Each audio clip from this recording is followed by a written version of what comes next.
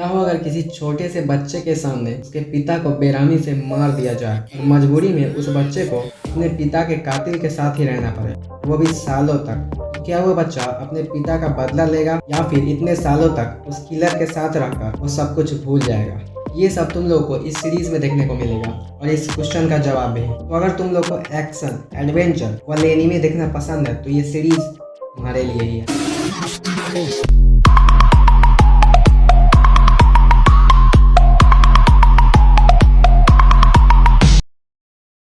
कहानी की शुरुआत में हम एक थॉर्स नाम के आदमी को देखते हैं जिसे कि उसकी वाइफ आवाज लगा रही होती है। वो जब उसके पास जा रहा होता है उसका पैर किसी चीज से टकरा जाता है। वो देखता है ये काफी सारे लोगों की डेड बॉडीज होती है। फिर हम एक फ्लैशबैक देखते हैं जिसमें थॉर्स काफी सारे लोगों को जहाज पर लड़ते हुए बेरहमी से मार काट रहा होता है। हमें बताया जाता है ये साल 1987 है और ये लड़ाई हुजूर गांव में हो रही है। थॉर्स का दोस्त उससे पूछता है क्या हुआ, मूड खराब है क्या? थॉर्स जवाब देता है नहीं, बस थोड़ी सी नींद आ गई थी। वैसे मुझे नहीं लगता कि हम इनके दूसरे हमले का सामना कर पाएंगे। थॉरकिल, भले टीम को सामना करने भेज देना जैसे ही फ्लोकी नजदीक आ जाए। थॉरकिल बोलता है ठीक है भेज दूंगा, मगर तुम क्या करोगे? थॉर्स जवाब देता है मैं दुश्मनों को रोकने जा रहा हूँ। थॉरकिल पूछ ही रहा होता है उन्हें रोकोगे कैसे, वहां तक पहुंचोगे कैसे? लेकिन तब तक थॉर्स एक ही बार में उनके नाव पर जंप करके सभी को मारते हुए दूसरे नाव वालों पर तीरों की बारिश कर देता है। ऐसे ही सभी नाव पर जंप कर पहुंच कर सभी को एक एक करके थॉर्स मार रहा होता है। अभी एक बंदा पीछे से कुल्हाड़ी से उस पर वार करता है, लेकिन थॉर्स अपनी तलवार उसके पेट के आर पार कर देता है। अचानक थॉर्स के सीने पर एक तीर लगती है। हम देखते हैं काफी सारे और लोग थॉर्स पर वार करने लगते हैं, जिसके कारण थॉर्स पानी के अंदर गिर जाता है। अंदर एक बंदा उसका गला पकड़ लेता है, लेकिन थॉर्स उसी के तलवार से उसे मार देता है।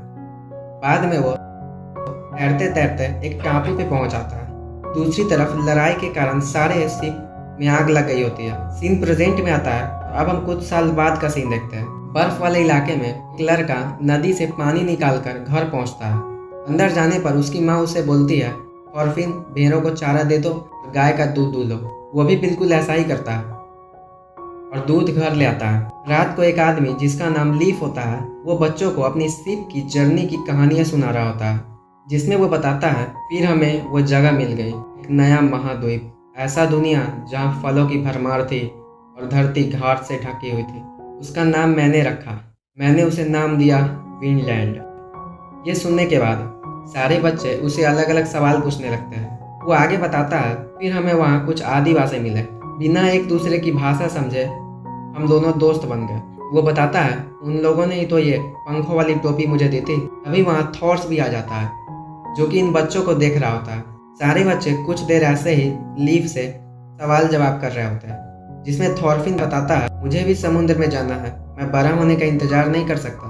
अभी थॉर्स आकर सभी को बोलता है चलो आज के लिए इतना ही, रात काफ़ी ज़्यादा हो गई है, सभी अपने अपने घर जाओ। बाहर हम एक आदमी को देखते हैं जो कि तूफान में चलते हुए आ रहा होता है। वो इन्हीं की गांव की तरफ देख रहा होता है। अंदर हम देखते हैं सभी ग्रीनलैंड के बारे में बात कर रहे होते हैं, कैसे काफ़ी ज़्यादा लोग ठंड के कारण मारे जा रहे हैं। अभी एक लड़की दो भेड़ों के साथ अंदर आती है जो कि थॉरफिन की बहन होती है, जिसका नाम होता है यलवा।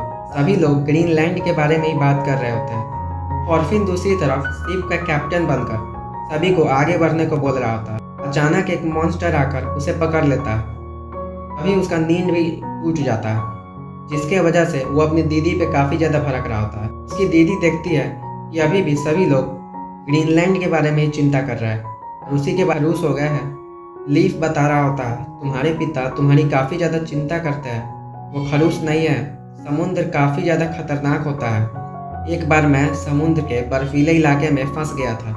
मेरे पास खाने के लिए कुछ न होने के कारण मुझे और मेरे साथियों को बर्फ़ तोड़कर खानी पड़ रही थी, जिसके कारण कुछ ही दिनों बाद मुझे छोड़कर मेरे सारे साथी मर गए। ये सुनकर थॉरफिन से पूछ रहा होता है अगर हमें इतनी मुश्किल का सामना ही करना पड़ता है तो हम इतनी दूर उत्तर में क्यों रहते हैं?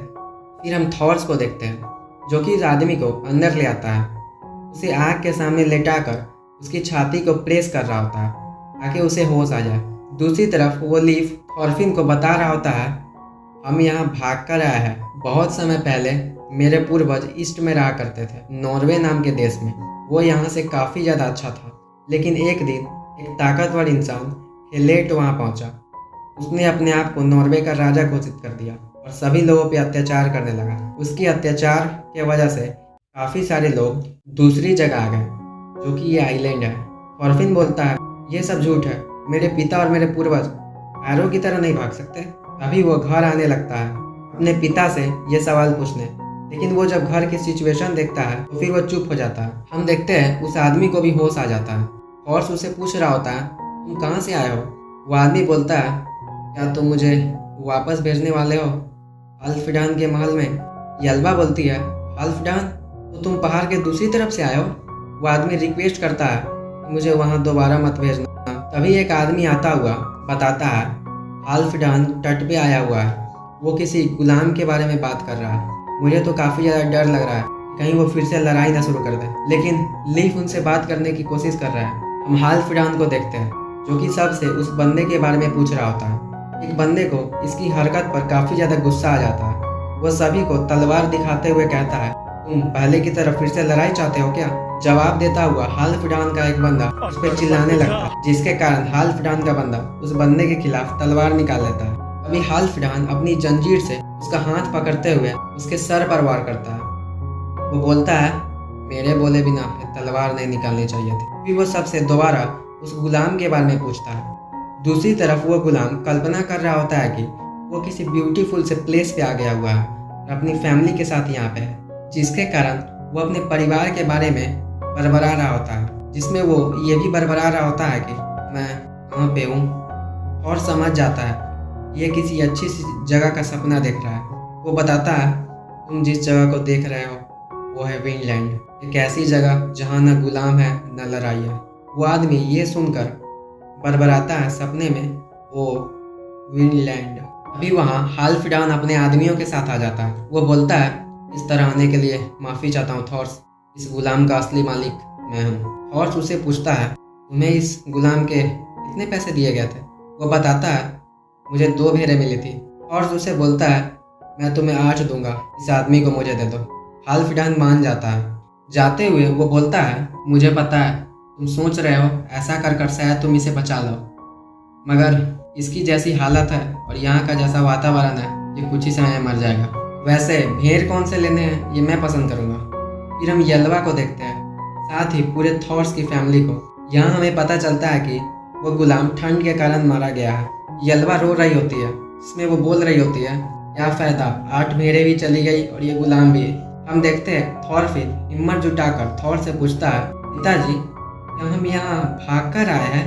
थॉर उसे बताता है हाँ तुम ऐसा कह सकते हो। फिर हम समुद्र में एक जहाज देखते हैं जिसमें काफ़ी सारे लोग सेम कपड़े पहने होते हैं, साथ में उसी में उनका लीडर भी होता है।